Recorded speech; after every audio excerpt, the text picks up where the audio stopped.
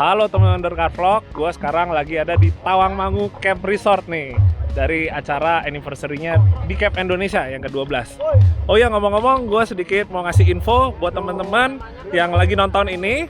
Mungkin sekarang gue posisi lagi ada di Amerika Serikat untuk ikut melihat pameran off-road terbesar di dunia. Buat kalian yang pengen ngelihat update-nya, jangan lupa follow IG gue ya. Nanti gue akan posting di situ.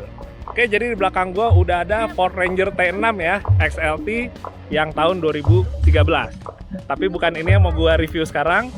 Yang mau gue kasih lihat teman-teman adalah sebuah Toyota Hilux. Ini yang Vigo ya, tahun 2012. Ini yang gue suka, ini Toyota Hilux-nya adalah yang 1KD ya, yang 3000 cc, bukan yang 2500. Dan kalau teman-teman lihat di sini sekilas langsung pasti mikirnya, wah ini mobil buat IOX nih. Emang kalau kita lihat dari modifikasinya, arahnya lebih ke arah untuk ekspedisi. Tapi memang ini baru dibangun ini rencananya berikutnya untuk ikutan event Java Overland ya, yang diadain bulan Desember 2019. Oh ya, sebelumnya gue mau cerita sedikit kenapa banyak mobil off-road yang warnanya orange. Ini sebenarnya bukan menjadi sebuah kewajiban. Ini sebenarnya asalnya itu dari event IOX persisnya 6 tahun lalu. Jadi event IOX itu dia mengharuskan untuk pesertanya ngecat atau ngestikerin mobilnya pakai warna orange ini supaya menjadi ciri khas dari event IOX. Tapi karena event itu akhirnya menjadi sangat terkenal, akhirnya banyak juga mobil yang menggunakan warna orange ini walaupun sebenarnya dia bukan peserta dari IOX.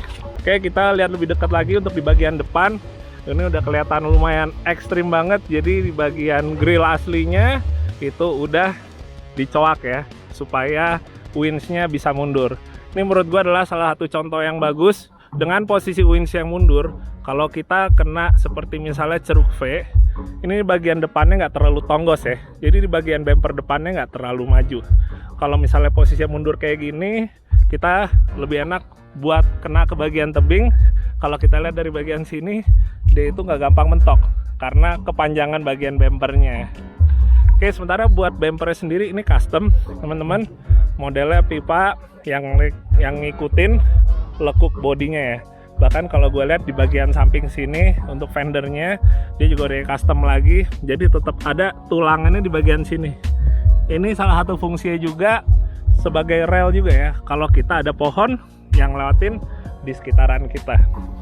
Balik lagi ke depan, ini pilihan winch-nya juga luar biasa nih teman-teman. Ini adalah produk barunya Warren M8274 yang 70 years ya, yang edisi 70 tahun. Gila ya, udah lama juga. Ini desainnya terlihat emang lebih menarik ya dibandingkan yang sebelumnya, dan emang udah ada beberapa ubahan. Salah satunya kayak misalnya motornya yang udah lebih gede, terus juga upgrade solenoid, terus di bagian spur gear-nya juga dia modelnya udah dibikin lock yang bener juga.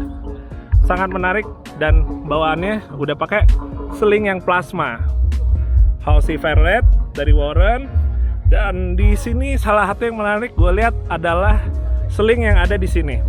Jadi seling ini gunanya itu untuk kalau misalnya kita lagi nyangkut di kayak parit ya atau ceruk V gitu, yang kita cantol untuk nge-winch adalah di bagian sini. Kenapa? Jadi gini, gue kasih tauin dulu cara kerjanya. Ini selingnya itu ngikat ke bagian gardan sini, satu di sini. Oke, ini muter ke atas, yang satu lagi di bagian sini.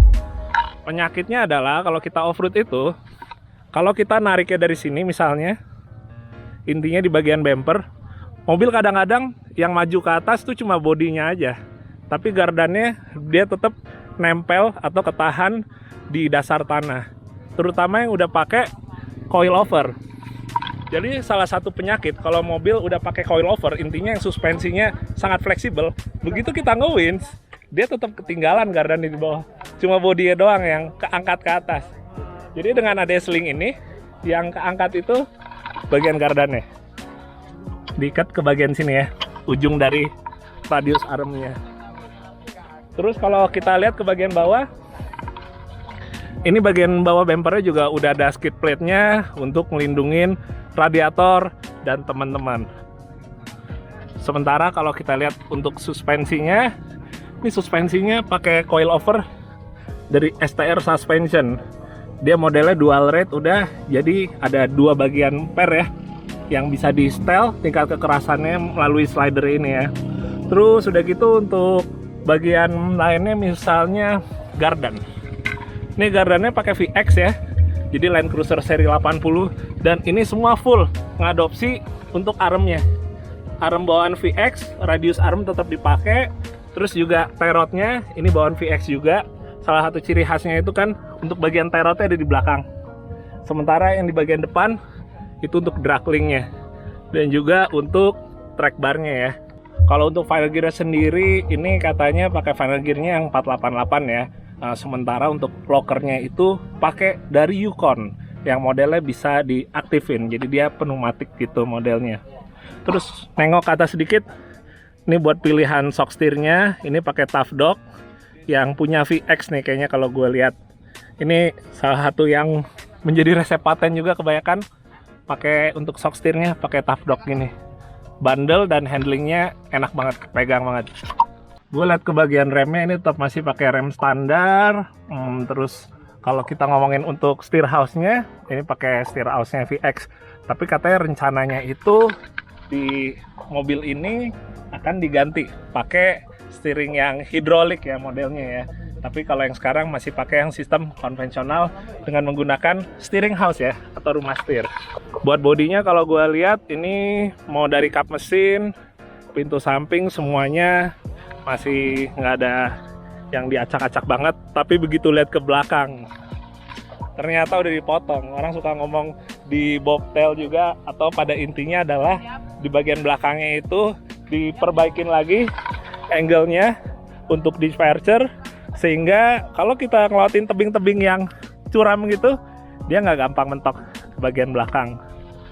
Ini menarik sih menurut gua, karena kalau misalnya kita pakai double cabin, emang untuk ekspedisi kalau nggak dipotong bagian baknya itu lumayan nyusahin juga untuk diverger angle-nya. Yang jadi korban di bagian bumper belakang. Tapi kalau udah dipotong gini, menurut gua untuk kapasitas pembawaan barangnya tetap masih banyak juga ya. Apalagi di mobil ini yang gue lihat, selain udah ada roll cage customnya di luar, ini semua udah nyambung sampai ke sasis ya. Di atasnya juga ada roof rack. Yang menariknya dari roof rack ini adalah di bagian belakangnya ini sistemnya itu ada kuncian, jadi dia bisa dilepas terus dilipat lagi ke bagian depan. Lalu tren buat roof rack sekarang itu modelnya dia kayak pagarnya nggak terlalu tinggi, supaya memperbaiki juga untuk body rollnya ya. Karena kalau pagarnya terlalu tinggi itu terus kita bawa barangnya udah banyak yang berat, itu bakal mempengaruhi ke body roll. Jadi tetap tipsnya selalu bawa yang berat di bagian bawah, yang atas tuh justru yang enteng-enteng.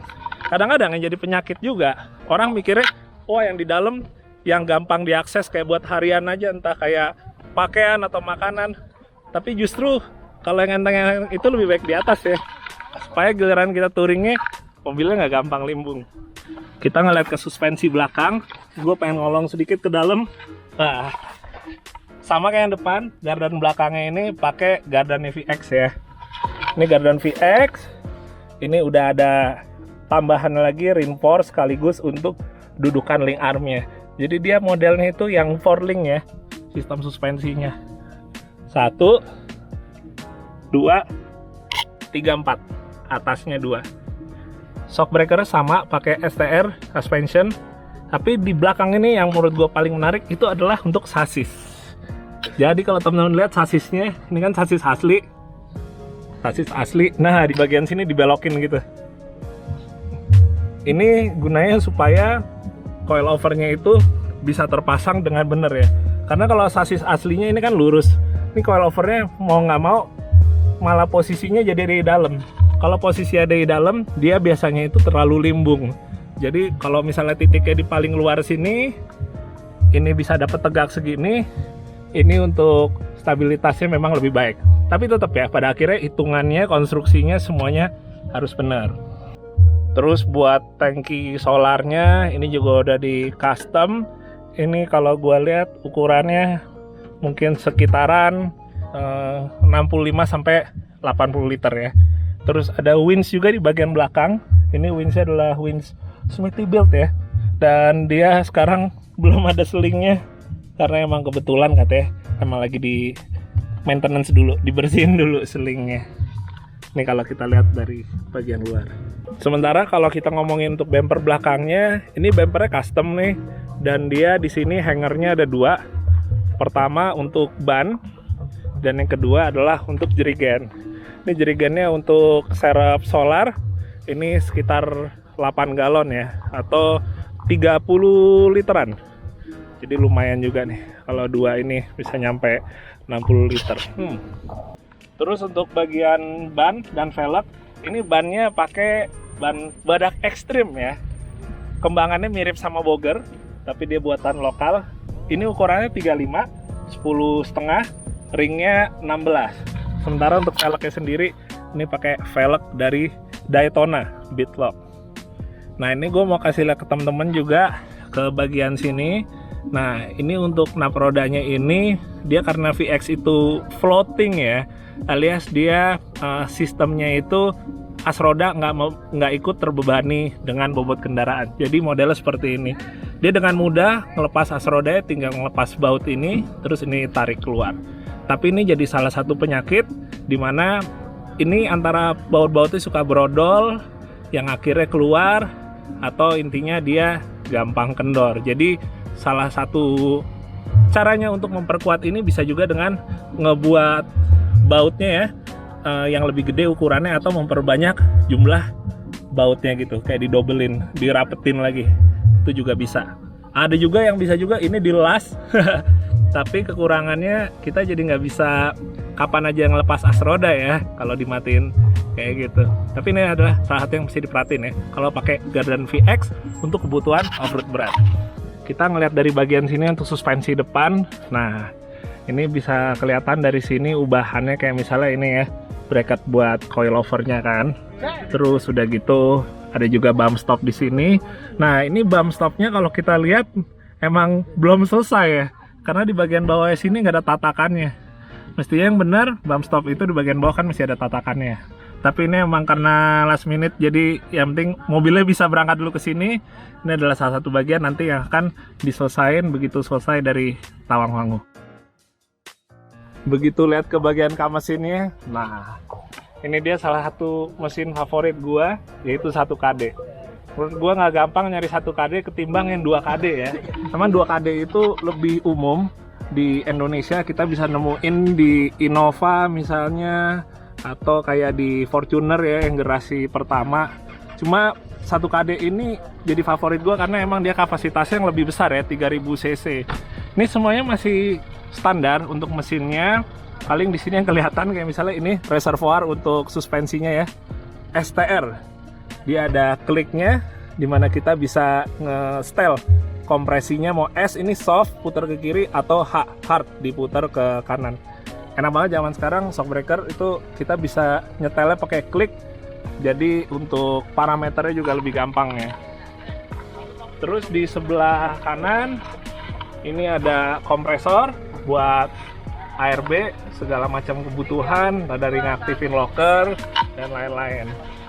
Sementara untuk kelistrikannya mobil ini pakai 3 aki yang diposisiinnya di belakang ya. Sengaja juga diposisiin belakang, salah satunya untuk memperbaiki distribusi bobotnya juga. Jadi kita bisa ngelihat di sini, ngintip di bagian sini sedikit. Kalau misalnya akinya itu, nah posisinya ada di belakang sini. Ada 3 pakai Varta. Terus kalau kita lihat lagi di bagian sampingnya, ini ada bracket buat velbet. Jadi velbetnya tinggal ditaruh di sini. Sisanya paling tongolan dari coilover belakang, tapi nggak terlalu ngeganggu sih. Dan yang paling terakhir ini ada dudukan lagi untuk ngikat lift jack. Masih luas walaupun baknya udah dipotong. Kita lihat ke dalam, tapi dari bagian kiri ya. Nah, ini dia bagian dalamnya. Buat interiornya sih Hilux yang 1KD atau yang 2KD sama ya. Ini intinya generasi yang Vigo yang gue juga pakai. Dan di sini dalamnya semuanya terlihat standar dan lega ya, karena nggak ada roll cage-nya atau roll bar-nya, kan udah ada di bagian luar. Jadi bagian dalamnya relatif lebih lowong, kita nggak gampang-gampang kejedut misalnya tiang-tiang roll bar yang ada di sini. Tapi semua modifikasi dalam tuh ada di atas. Nah, ini ada saklar untuk segala macam, dari mulai lampu, fan, ngaktifin untuk winch juga, itu semua ada di sini. Termasuk untuk monolever winch-nya ya, untuk depan dan juga di belakang. Ini di bagian sampingnya juga ada beberapa lampu LED. Ini bisa jadi working light ya, atau kalau misalnya kita mau lagi off-road malam, bisa untuk bantuan ke sampingnya cahayanya dari lampu-lampu ini. Oh ya, terus di bagian yang ke depan ini ada lampu LED juga, model yang curve. Gue sempat bilang, jadi yang curve ini sekarang jadi populer juga karena bentuk SUV itu kacanya lebih melengkung ya. Jadi sekarang ada yang modelnya curve atau yang bengkok. Nah, ini kalau gue lihat sih mungkin akan lebih manis lagi kalau posisinya lebih ke depan ya. Jadi lebih sesuai lagi bentukan sudut lekuknya sama lekukan frame kaca. Dan kalau terlalu ke belakang memang salah satu kekurangannya pencahayaannya ada yang sedikit mubazir karena dia keburu hilang mantul di bagian sini. Jadi kalau gue pribadi lebih rekomen bagian untuk light bar ini sedikit lebih maju lagi.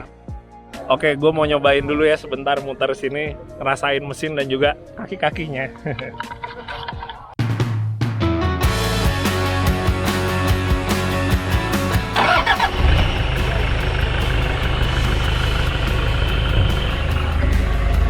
Kita cobain muter.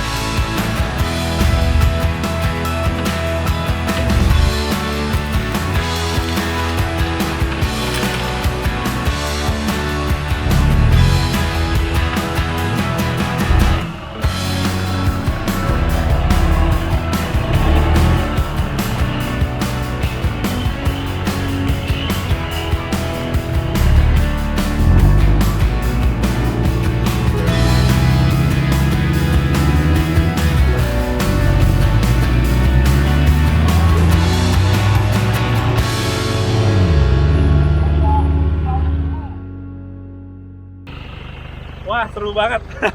Emang nggak bohong, yang 1KD emang lebih enak sih dari yang 2KD mesin 3000-nya. Rasio juga pas, pakai yang 488, dan satu lagi yang gua ngerasain suspensinya konstruksinya cukup oke ya. Dan di sebelah gua ini ada Ando, ownernya. Halo. Kamu dari Kudus ya? Iya, dari Kudus nih, Wong Kudus nih. Keren sih mobilnya nih. Jadi rencananya mau off-road mana lagi? Off-road Jawa Pro. Oke, berarti akhir bulan ya? Akhir bulan. Kamu nyetir kan? Insya Allah. Oke. Seru banget, thank you banget nih Doh, udah coba buat nyobain muter-muter atas tadi. Sip lah teman-teman, semoga bisa jadi inspirasi juga buat modifikasi Hilux-nya, dan buat Anda sukses terus. Oke, jangan lupa buat temen-temennya yang anak muda pada diracunin off-road di daerah Kudus. Oke, thank you ya. Oke teman-teman, sekian dulu, jangan lupa buat support selalu ya 4x4 dan juga dunia off-road di Indonesia. Dadah, assalamualaikum.